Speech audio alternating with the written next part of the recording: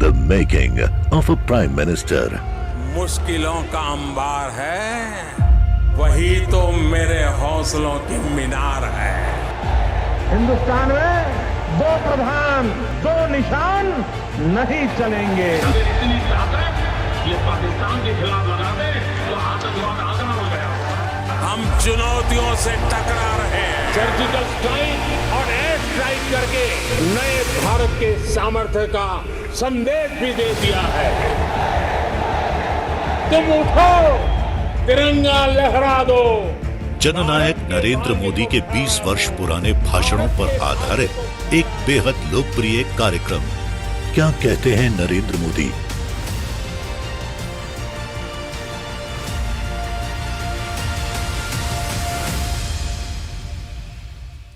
नमस्कार, मैं हूं आपके साथ पूर्णिमा मिश्रा और हमारे खास प्रोग्राम क्या कहते हैं नरेंद्र मोदी में आज आपको सुनवाएंगे मोदी का वो ऐतिहासिक भाषण जो उन्होंने 4 जुलाई 2022 को गुजरात के गांधीनगर में दिया। डिजिटल इंडिया वीक के दौरान प्रधानमंत्री मोदी ने कहा कि 21वीं सदी में डिजिटल इंडिया अभियान एक छोटी सी झलक है। भारत बदलते समय के साथ तेजी से आगे बढ़ रहा है।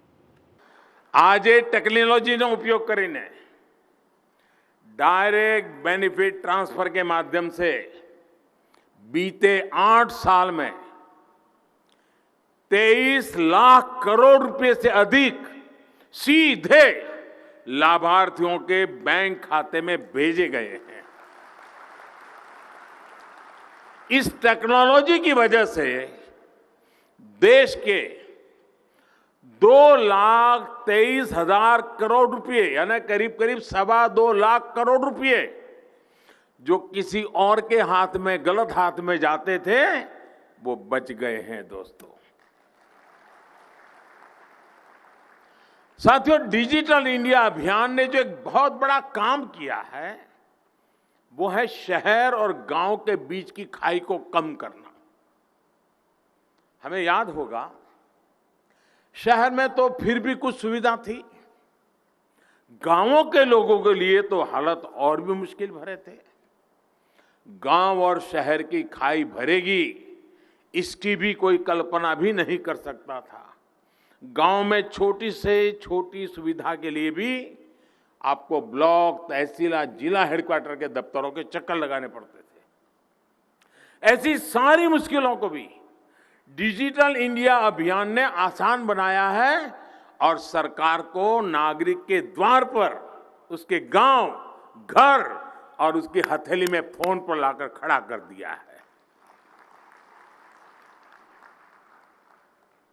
गांव में सैकड़ों सरकारी सेवाएं डिजिटली देने के लिए पिछले 8 वर्ष में 4 लाख से अधिक नए कॉमन सर्विस सेंटर जोड़े जा चुके हैं।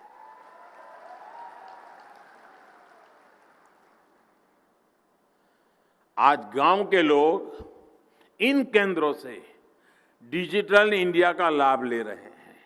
डिजिटल इंडिया की ताकत जुओ दोस्तों।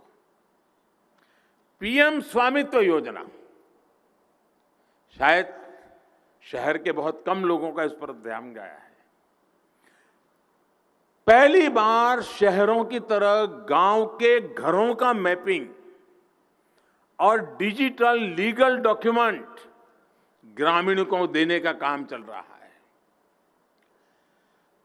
ड्रोन गांव के अंदर जाकर के हर घर का ऊपर से मैपिंग करता है, मैप बनाता है, वो कन्विंस होता है, उसको सर्टिफिकेट मिलता है। अब उसके कोर्ट कचहरी के सारे झंझट बंद। ये है डिजिटल इंडिया की ताकत। डिजिटल इंडिया अभियान ने देश में बड़ी संख्या में रोजगार और स्वरोजगार के अवसर भी बनाए हैं। साथियों, डिजिटल इंडिया का एक बहुत ही संवेदनशील पहलू भी है। उसकी उतनी चर्चा शायद बहुत ज्यादा होती नहीं है। डिजिटल इंडिया ने खोए हुए अनेक बच्चों को कैसे अपने परिवार तक वापस पहुंचाया, ये जानकर के आपके हृदय को छू जाएगा दोस्तों। और आज युग फिनटेक का है, इसके विषय में भी मैं कहूंगा। कभी पार्लियामेंट के अंदर एक बार चर्चा हुई है, वो सुन देख लेना, जिसमें देश के भूतपूर्व वित्त मंत्री जी भाषण कर रहे हैं कि लोगों के पास मोबाइल फोन नहीं है, लोग डिजिटल कैसे करेंगे, पता नहीं क्या क्या वो बोले हैं। आप सुनोगे तो आपको आश्चर्य होगा। ये बहुत पढ़े लिखे लोगों का यही तो हाल होता है जी।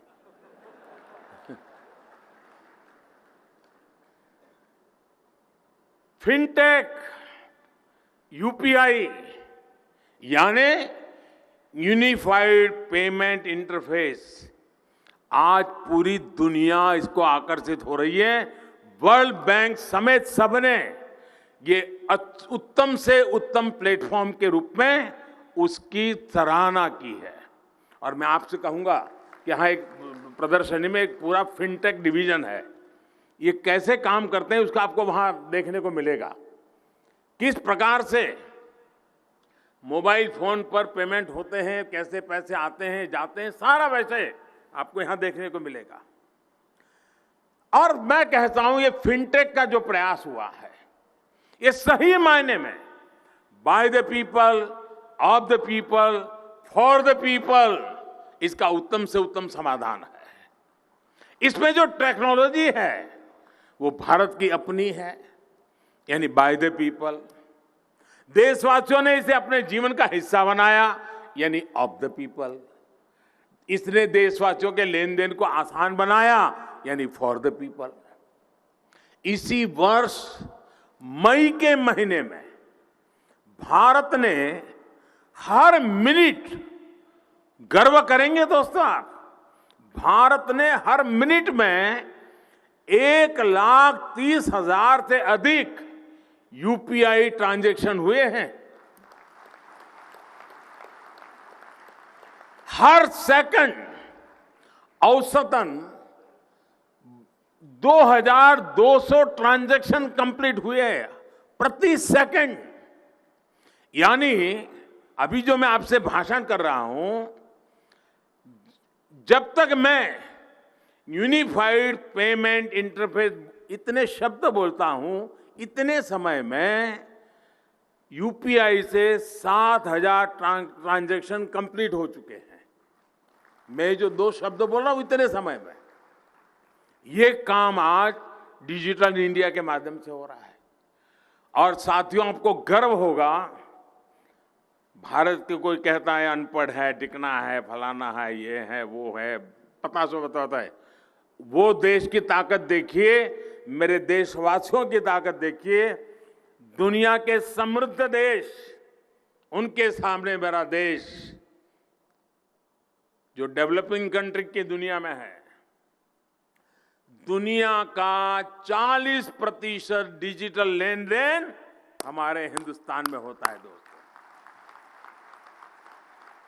इसमें भी भीम यूपीआई आज सरल डिजिटल ट्रांजैक्शन का सशक्त माध्यम बनकर उभरा है। और सबसे बड़ी बात, आज किसी मॉल के भीतर बड़े बड़े ब्रांड्स बेचने वाले के पास ट्रांजैक्शन की जो टेक्नोलॉजी है, वही टेक्नोलॉजी आज उसके सामने रेहड़ी पटरी वाला और ठेला वालों बैठो है ना अपने फुटपाथ पर, 700-800 रुपया कमाते हो, ऐसा मेहनत कश मजदूर के पास भी वही व्यवस्था है जो बड़े बड़े मॉल में अमीरों के पास है। वरना वो दिन भी हमने देखे जब बड़ी बड़ी दुकानों में क्रेडिट और डेबिट कार्ड चलते थे और रेहड़ी ठेले वाला साथी ग्राहक के लिए छूटे पैसे की तलाश में ही रहता था। और अभी तो मैं देख रहा था, एक दिन बिहार का कोई प्लेटफॉर्म पर कोई भिक्षा मांग रहा था, तो वो डिजिटल पैसे लेता था। वो अपना क्यूआर कोड बताता था। अब देखिए भाई, दोनों हर एक के पास, अमीर हो या गरीब हो, गांव का हो या शहर हो, हर एक के पास समान शक्ति है। यही डिजिटल इंडिया की ताकत है। इसलिए आज दुनिया के विकसित देश हो या फिर वो देश जो इस प्रकार की टेक्नोलॉजी में इन्वेस्टमेंट नहीं कर सकते, उनके लिए यूपीआई जैसे भारत के डिजिटल प्रोडक्ट आज आकर्षण का केंद्र है।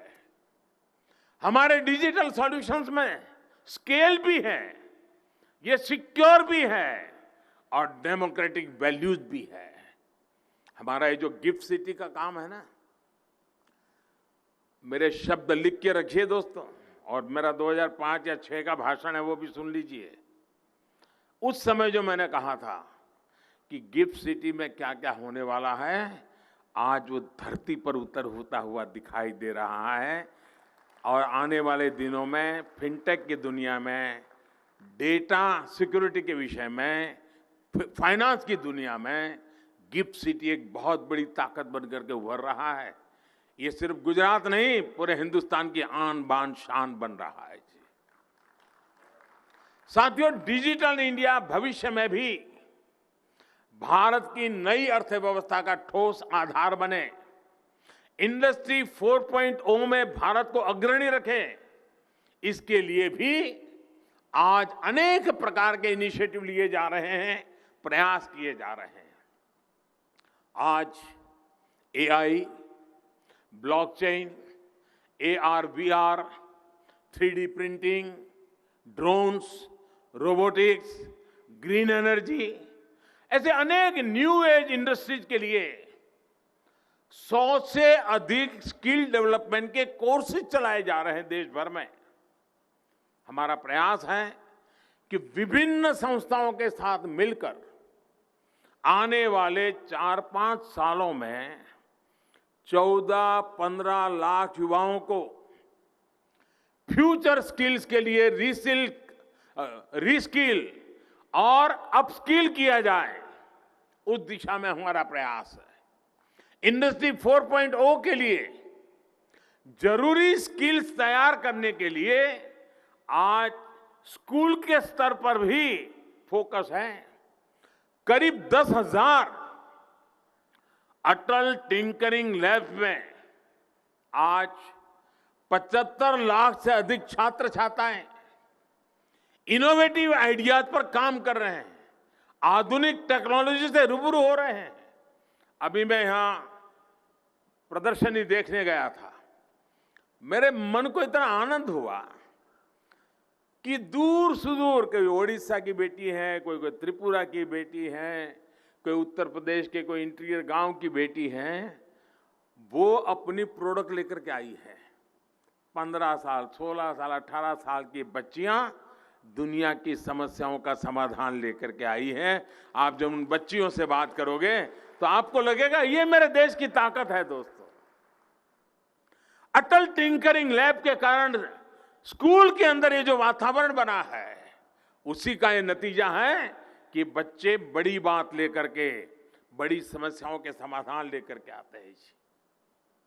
एक प्रथमेश करके बच्चा मुझे मिला, वो देख नहीं पाता है, आयु बहुत छोटी है, 11 साल का होगा। मैंने उसको अपना परिचय पूछा, वो कहता है मैं तो ब्रांड एम्बेसडर हूं। यानी डिजिटल इंडिया के क्षेत्र में हम जो इक्विपमेंट को लेकर के काम कर रहे हैं, मैं उसका ब्रांड एम्बेसडर हूं। इतने कॉन्फिडेंस से वो बात कर रहा था। यानी ये सामर्थ्य जब देखते हैं तो विश्वास और मजबूत हो जाता है, ये देश सपने साकार करके रहेगा। The making of a Prime Minister. मुश्किलों का अंबार है, वही तो मेरे हौसलों की मीनार है। हिंदुस्तान में 2 प्रधान 2 निशान नहीं चलेंगे। अगर इतनी ताकत ये पाकिस्तान के खिलाफ लगा दे तो आतंकवाद आगना हो गया। हम चुनौतियों से टकरा रहे हैं। सर्जिकल स्ट्राइक और एयर स्ट्राइक करके नए भारत के सामर्थ्य का संदेश भी दे दिया है। तुम उठो, तिरंगा लहरा दो। जननायक नरेंद्र मोदी के 20 वर्ष पुराने भाषणों पर आधारित एक बेहद लोकप्रिय कार्यक्रम क्या कहते हैं नरेंद्र मोदी।